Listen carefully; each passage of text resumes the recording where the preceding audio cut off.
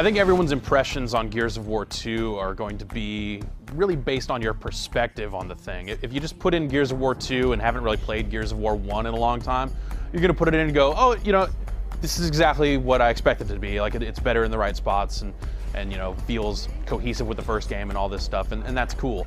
It's only when you go back and actually try to replay Gears of War 1 and kind of look at kind of how that game looked and the pacing of that game's story mode, you're like, wow, they really spent some time on Gears of War 2 and really got a lot of stuff right in more dramatic ways than you first expect.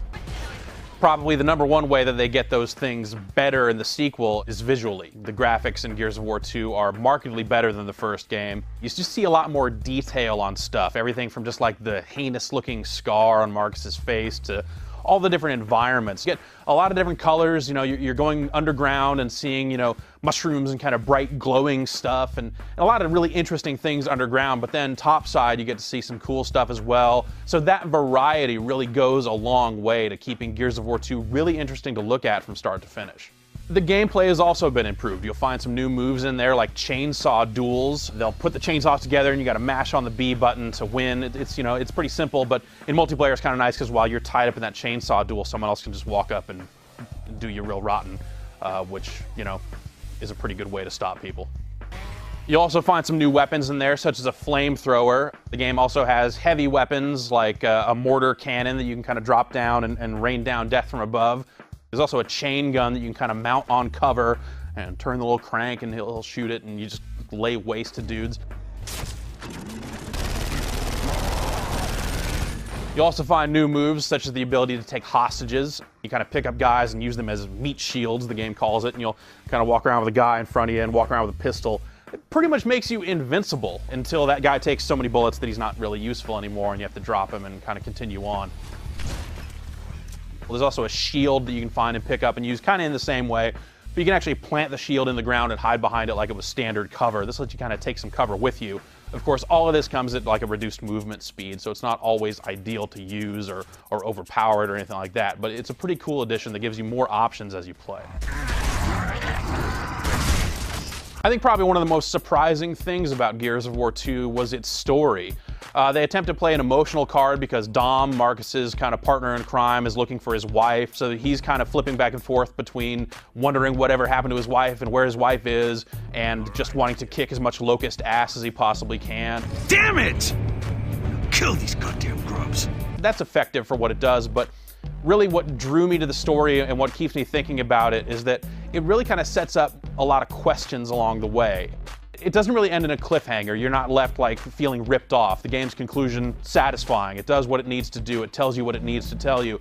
But at the same time, there's a lot of things you can kind of infer based on things that you see and all that it really left me wanting to know more about the world, how this war started, who are these guys really, what's really going on.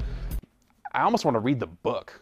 In terms of modes, the game does have its campaign mode that you can play by yourself or with a friend, either locally via split screen or over Xbox Live. The interesting, neat twist here is that you can both play on different difficulty settings. So if you're playing with someone who doesn't play a lot of games, but you play a ton of games, you can play on a harder mode, they can play on an easier one, and you can kind of both still have a good time as you go through. In addition to that, there's also another cooperative mode called Horde, and this mode lets 5 players join together and take on waves of enemies on the game's multiplayer maps. This is a really fun mode that even on the easiest difficulty setting, by the time you get to the end of the 50 waves, is really tough. Horde mode also seems designed to ensure that players who aren't going to play the game's competitive multiplayer for whatever reason get something out of these maps. Let's face it, Gears of War 1 eventually became overrun with people who were really, really good at the game. So I might not play a ton of the competitive multiplayer, and it's great to see that Horde is there to ensure that I can still get something out of it with a group of other players. Of course, if you are a big fan of the competitive multiplayer, and it is very good, it's back and has a lot of the same modes that you'd expect to see from the game. Things like Warzone and Execution are there. Wingman is a lot of fun. It breaks the teams up into teams of 2, so you can go 2v2, v2, v2, v2. That really forces some more intense cooperation because you only have one other player with you. You kind of have to stick by that player to make sure that you're both going to make it out alive.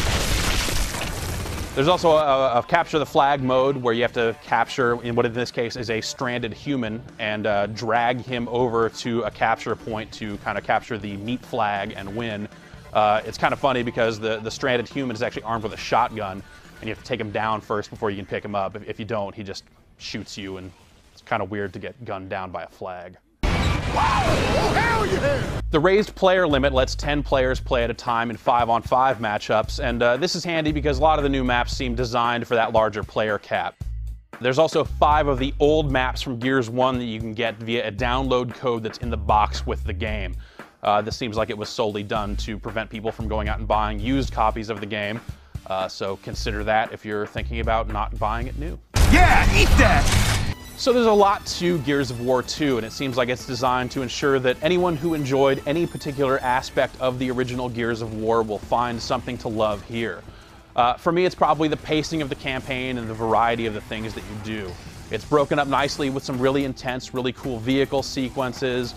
You get to see a lot of different terrain, and somewhere in the middle of the game, there's something that I took to be a pretty awesome homage to the final level of Contra.